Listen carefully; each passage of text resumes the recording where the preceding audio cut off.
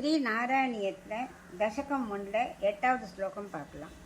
நம்ராணாம் சந்நிதத்தே சததமபி புரஸ்தைரனவ்யர்த்திதானப்யர்த்தான் காமானஜஸ்ரம் விதரதி பரமானந்த சாந்திராம் கதிம் ச இத்தம் நிஷேஷலப்யோ நிரவதிகபல பாரிஜாதோ ஹரேத்வம் க்ஷுத்ரம் தம் சக்கரவாட்டி திருமமபிலஷதி வியர்த்தமர்த்தி விரஜோயம்.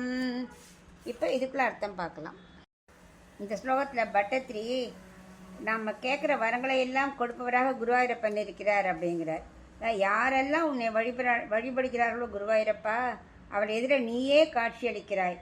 அடியார்கள் வாய் திறந்து எதுவும் கேட்காட்டால் கூட அவர்களுக்கு வேண்டிய செல்வத்தையும் அவர்கள் விரும்புவதையும் நீ கொடுத்து கொண்டே இருக்கிறாய்.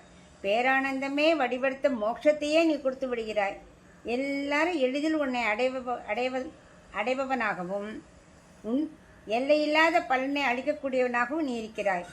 நீயே உண்மையான பாரிஜாத மரமாகவே இருக்கிறாய்.